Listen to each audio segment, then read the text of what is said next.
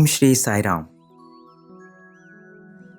ये घटना जो मैं आपको सुनाने जा रहा हूं, ये 1970 की दशक की बात है।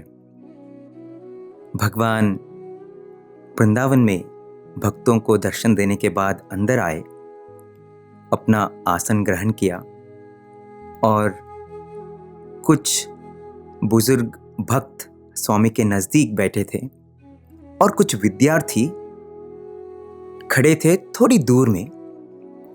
और उन विद्यार्थियों में से एक विद्यार्थी पीछे की ओर जा रहा था।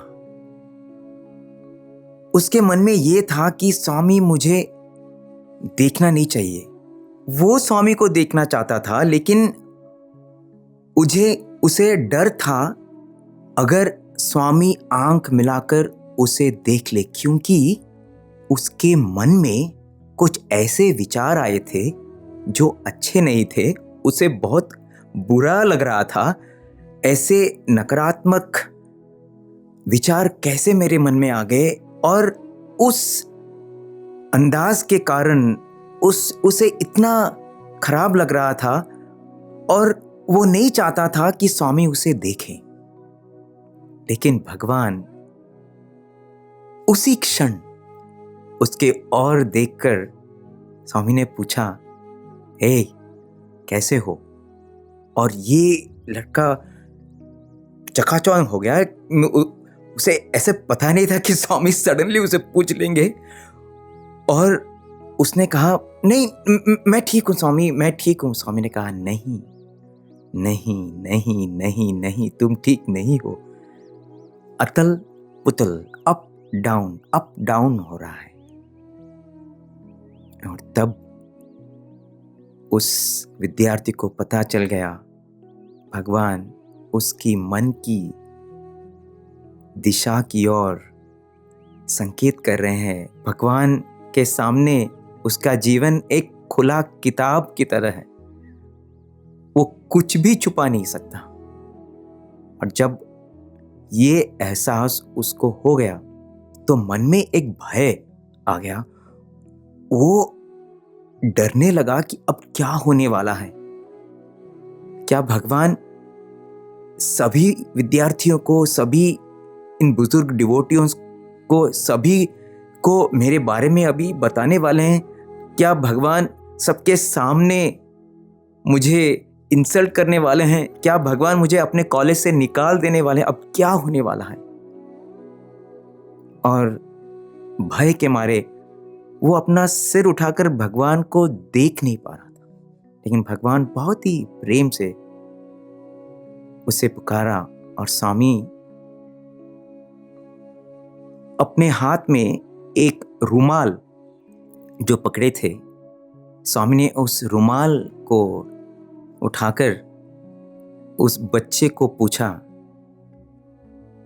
ये रुमाल कैसा है? कैसा है इसका रंग? तो उस विद्यार्थी ने कहा, स्वामी ये रुमाल वाइट है, शुद्ध है, प्योर है। फिर स्वामी ने कहा, तुम्हारा मन भी ना इस रुमाल की तरह शुद्ध, सफेद, वाइट, प्योर है।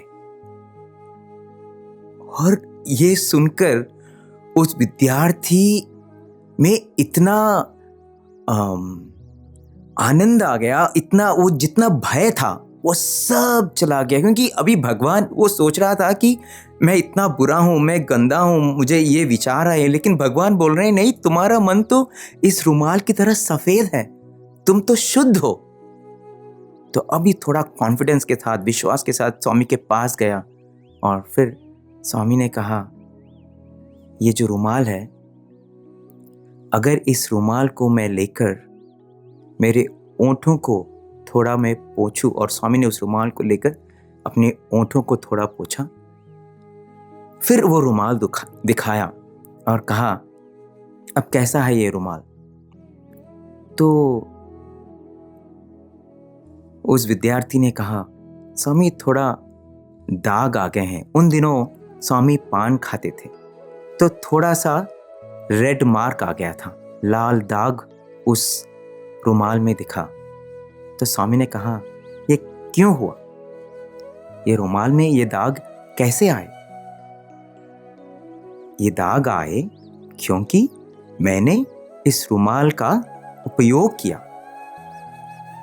उसी तरह से जब तुम अपने मन की उपयोग करते हो तो थोड़ा सा डर्ट, थोड़ा सा गंदगी आ जाता है।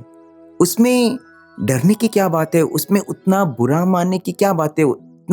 इतना भय से भर जाने की क्या बात है? अब क्या करना है इस रुमाल को?